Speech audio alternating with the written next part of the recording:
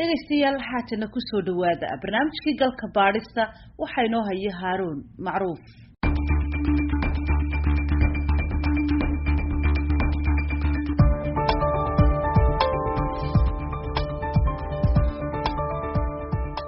afar iyo labaatankii bishii December aynu soo dhaafnay madaxtooyada Soomaaliya waxay sheegtay in madaxweyne Maxamed Cabdullaahi Farmaajo uu saxeexay xeer dib u dhigaya ansixinta wax ka beddelka dastuurka ku-meelgaarka ah maadaama la galay xilligii doorashooyinka oo ay sii dhammaanayso muddada xilhaynta baarlamaanka tobnaad sida lagu sheegay qoraalka ka soo baxay madaxtooyada iyadoo aan waxba loo dhimin qodobka 136 ee dastuurka ku-meelgaarka ah madaxweynuhu waxa uu dib u dhigay ansixinta dib u eegista dastuurka waxaana uu baarlamaanka 11aad u gudbiyay qabyo qoraalka ay soo diyaariyeen guddiga madaxa bannaan ee dib u eegista dastuurka ansixinta guddiga la socodka baarlamaanka federaalka Soomaaliya si loo dhammaystiro looguna ansixiyo muddada xilhaynta baarlamaanka 11aad ayaa lagu sheegay qoraalkaasi haddaba qodobka 136 ee dastuurku waxa uu dhigayaa laba qodob qodobka koowaad oo ah in inta lagu jiro muddo xileedka baarlamaanka la ansixiyo qodobada wax ka beddelista dastuurka kadib marka loo qaado cod kama dambaysa oo ah 3/2 codadka aqalka sare iyo kan hoose ee baarlamaanka iyo qodobka labaad oo ah in afti loo qaado dastuurka inta lagu jiro muddo xileedka baarlamaankan haddaba jawaabo kala duwan ayaa laga bixiyay tallaabada uu qaaday madaxweynaha Soomaaliya falceliskii ugu horeeyay waxa uu ka yimid gudoomiyaha aqalka sare ee baarlamaanka Cabdi Xaashi Cabdullaahi waxaana uu sheegay in madaxweynuhu ku dhaqaaqay tallaabo halis gelinaysa jiritaanka dastuuriga ah ee hay'adaha dawladda waxa uu ku eedeeyay madaxweynaha inuu hor istaagay xilgudashada baarlamaanka federaalka madaxweynuhu waxa uu baalmaray habraaca wax ka beddelista dastuurka waxa uu ku xadgudbay kala soocista awoodaha dawladeed ee xeer dejinta fulinta iyo garsoorka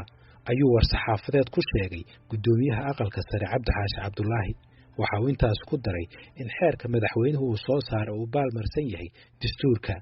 waxa uu sheegay oo kale in go'aan kasta oo ku saabsan maareynta iyo ansixinta dib u eegista dastuurka ay u xil saaran yihiin labada aqal ee baarlamaanka dhinaca kalena sharci yaqaanadu way ku kala aragti duwanaadeen qodobkan qaar ka mid ah waxay taageereen mowqifka gudoomiyaha aqalka sare mid ka mid ah garyaqaanadu waxa uu sheegay galka baarista in go'aanka uu madaxweynuhu ku wareejiyay dastuurka uu u adeegsaday awood uusan lahayn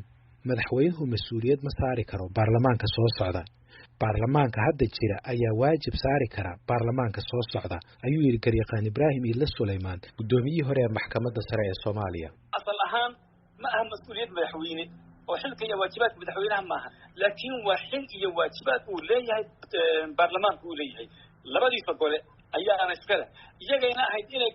go'aan soo saar haddii uu qabsan weeyay yiraahdaan hawshii waa naloo qabsan weeyay sadarteed madaxweyne waxaan soo jeedinaynaa in baarlamaanka kale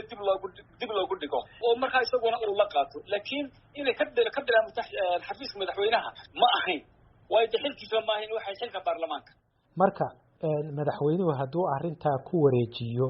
isagoo adeegsanaya awoodiisa madaxweynaha oo xeer madaxweyne go'aan fulneedo madaxweynaha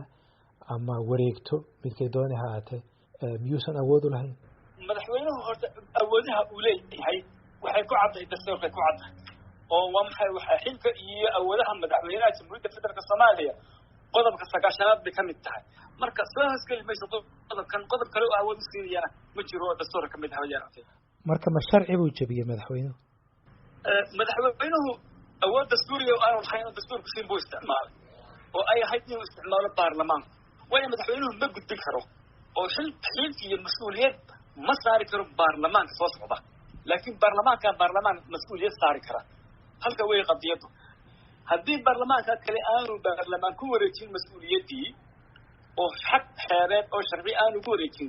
baarlamaanka ka dambeeya kuma waajib aha inuu ka dhameystiro waajib ku noqon mayso waayo wixii meesha ku waajibinaya baa ka baxay ku waajib ku noqon mayso inuu kan qaato iyo inuu dhamaystirtoona wuxuu samayn karaa mid kale hindisi karaa oo process kale uu qaadan karaa oo dhibaatada halkaas ka imaanaysa kolka waxa waajib ah waa in la saaro baarlamaankii dambe oo leeyahay kan weeye kala dhamaystiraya kadib eegista lagu yeelaya kan weeye ka afsida loo qaadaya waa kan marka loo codeeyo ee wax ka beddelkiisa la isla aqbalo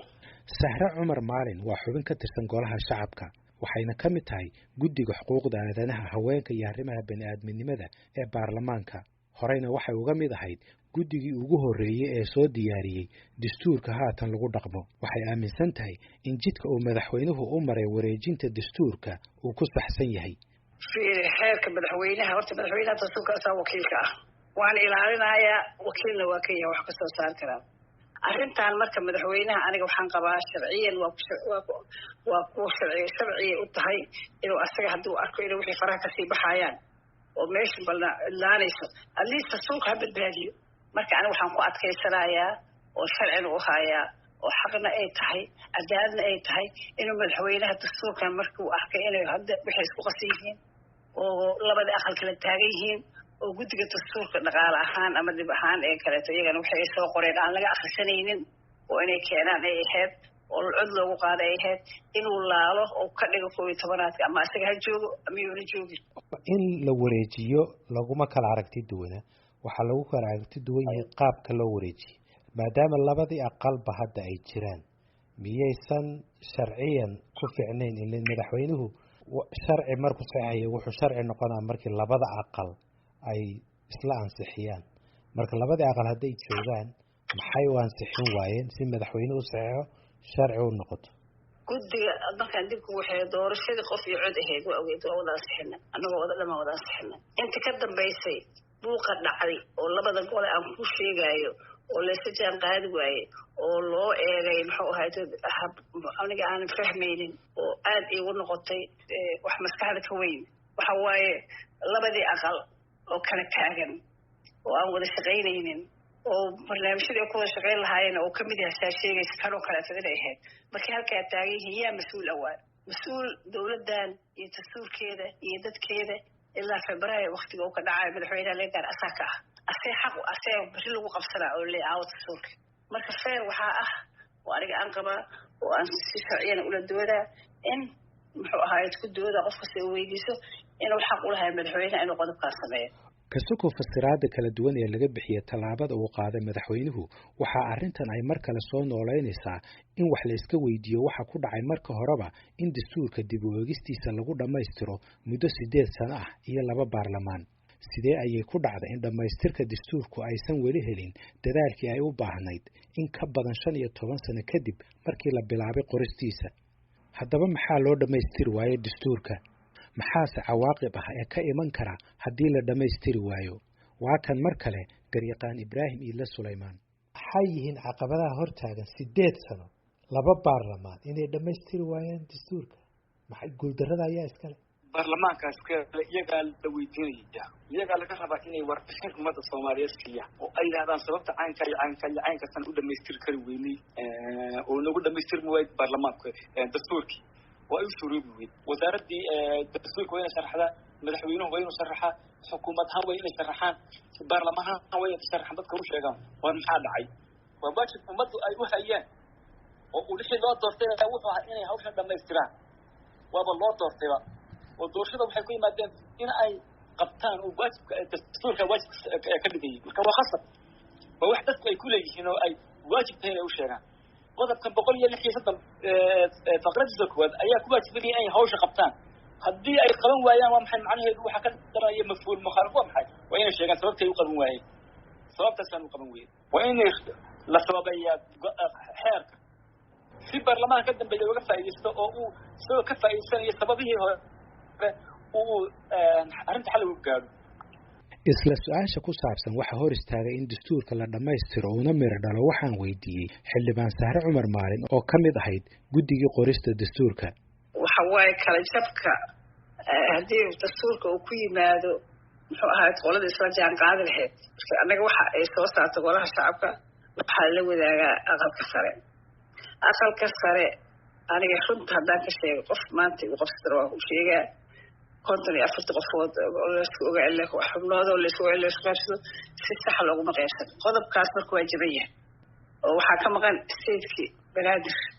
dastuurka wuxuu ku fadhiyaa dowladda Maxamed Siyaad isteediyada ay ka tagtay degmooyinka ay ka tagtay iyo gobolada ay ka tagtay kuma fadhiyaa qof walba gobolka uu iska sameeyay qaarna waaba laga tagay sida banaadir oo kaleeto maaha anaa sida banaadir ah aniga galmudug soo jeedaa laakiin dhaliyaha waa noqon karaa banaadir marka arrimaha culus oo waxaa jira ahayd inay wada wadaagaan marka waxyaalo badan oo annaga siyaasiyiintayna aan ku eedaynayo weliba siyaasiyiinta waaweyn oo hore oo maamulo soo qabteen aa dastuurkaan ragaadiyey oo nu arkinba wax dastuur ah waaye wax yar dib noo celi marka dastuurka wax laga bedelaya ama dib loo eegay laleeyahay qodobo gaar ah baad ka tagteen oon laguba darin dastuurka oo dastuurka uusan go-aan ka gaarin markaan ka nimaadno luqadda iyo meelaha la saxaya ee kooban bal waxaad ka hadashaa qodobada waaweyn kuwa yihiin iyo maxaan ku idhaahdaa halkay maan taagan yihiin qodobada waaweyn oo laga tegay qodob kasta dastuurka waa weyn aniga markaan dhinacayga u fiirsho gender ahaan qodobka weyn oo laga tegayo waxay tahay qodobka ku jiro sida calanka oo kaleeto inta uu yahay iyo kale oo ku jiraan haweenka ah oo ahaa inaan meel walba kamid noqono midda doorashada ah doorasho lagu yimaado iyo midda magacaabid loogu yimaada waa aragtay Haaruun markaa framework eegto dawladda halkeen uga jirna anaga shaqaalaha dawladda waxaan ka nahay oo caadiga ah oo shaqaysan karno qodobkaas qodobka weyn waay waxa uu burburinaa waxay tahay cadaalad darro justice wax ku leenahay waxaan wax ku leenahay xukuumadda waxaan wax ku leenahay golaha baarlamaanka 3 xubnood inaan mid ka helno nidaamiyyaashan xaq u leenahay ka helno qodobkaas marka waxaan jeclaan lahay maadaama saaxiibkayna aad tahay wax badan aan wada wadaagno inaan ila qaadato inuu qodobka ugu weyn oo u horeeyo oo jaban oo kaasi ah midda labaad wada tashiga steedyada iyo ay wada tashanayaan dowladda federaalka ah waxaa ka yimid waa ogtahay iyadoo la isku ogaa in la sameeyo doorasho qof iyo cod ah waxaa ansixmi waaye oo socon waaye xisbiyadii 100 xisbi xalimadii hadda anaga waa cusboon xalimadii aan guddigeeda ee madaxda ka tahay aniga dadka u leeyahay kamid ahaa kuma oo leeyahay saaxiibtinimo waaye hadda haddii muxuu ahayd qodobkan gabadha groupkan haddaan loo cusboonaysiinin groupka cusub oo la keenay haddana ma haddii kooba la bilaaba dastuurka haddii kooba la qoray dhaqaalaha ku baxay waqtiga ku baxay cilmiga ku baxay barnaamijka ay noo soo bandhigtay maalintii ay ka hadlaysay labaad yaab xildhibaanada qaar waxay naga daa waxaas macna ma leh ma ahay waa leeyihiin qodobadaas marka aan hadda soo taabto doorashooyinka oo hirgeli waaye taas haweenka oo hirgeli weysay ee wada tashiga dawladaha ay wada tashanayaan oo time framekooda wada hirgeli waaye anigu saddexdaas hadda u arkaa waxa ugu waaweyn khudbadu gudoomiyaha golaha shacabka Maxamed Mursal Cabdiraxmaan ka jeediyay shirka macadka Heritage ee ka socday Garowe lagana baahiyay telefishinka dawladda Soomaaliya ayuu kaga hadlay xaaladda dastuurka ee xilligan arrimaha dastuurka anigu waxaan u kala qaadayaa labo qaybna waa farsamo qaybna waa siyaasad markuu ugu horeysa dhinaca farsamada Soomaaliya waxay leedahay aqoon-yahano ku filan inay ka soo shaqeeyaan dib haddaan u noqono 2004 oo axdiga la ansixiyey xukuumaddii ugu horeysay ayaa loo xil saaray maadaama laga guuray dawladdii dhexe oo loo guuray dawlad federaal ah in la diyaariyo dastuur federaal ah markaan ka soo bilowno marka 2004 iyo hadda aan joogno 2020ka 16 sano waxaan ku mashquulsanahay 140 iyo waxaan u malaynayaa 3 qodob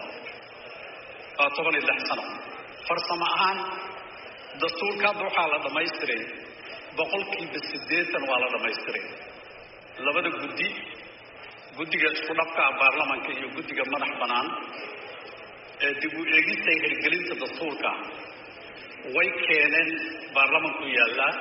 waxaa dhiman qaybtii siyaasadda qodobada 54 qodobada kamid ah dadka qaar waxay ku tilmaamayaan qodobada qaar oo dastuurka inay isdhaxyacsan yihiin isma dhaxyacsana hay'adii fasirileed ayaa ka maqan haddii hay'adii iska lahayd la siiyo dastuurka sida uu yahay u fasiri lahayd waxaa kaloo gudoomiyaha baarlamaanka Maxamed Mursal Cabdiraxmaan uu muujiyay in loo baahan yahay in maamul goboleedyada la siiyo doorkii ay ku lahaayeen dhamaystirka dastuurka waxaan leeyahay dastuurkan waxaa lagu hirgelin karaa kow dawlad goboleedyada ama dawladaha xubinta ka dawladda goboleedyada xurmadooda iyo yaani ka qaybgalkooda in la ixtiraamo oo qayb weyn ay ka qaataan because dastuurkan markaan ka hadlayno federalismka waa qaybsi awoodda la qaybinayo santarkiyaan ka soo tagnay awoodiyaan qaybinay maadaama la qaybiyey waa in maadaama awooddii la qaybiyey oo dhinacii siyaasadda dhinacii dhaqaalaha iyo dhinac walba ay xaq u leeyihiin inay xuquuqdooda wixii kaga jiray dowladda dhexe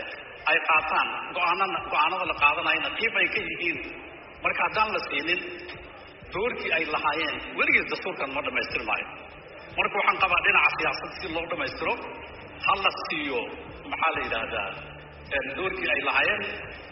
dowlad goboleedyada xubnaha ka dowladda federaalka.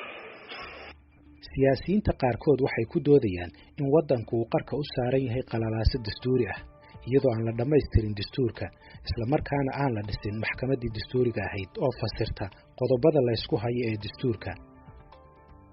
galka baaristu waxa uu la xiriiray wasaaradda dastuurka iyo labada guddi ee dastuurka ilaa haatanna nooma aysan suurtogelin inaan ka waraysanno arrimaha dastuurka. barnaamijkii galka baaristuna waa naga intaas. inta aynu ku kulmi doonno barnaamijkan oo kale waa Haaruun Macruuf oo idin leh nabadgelyo.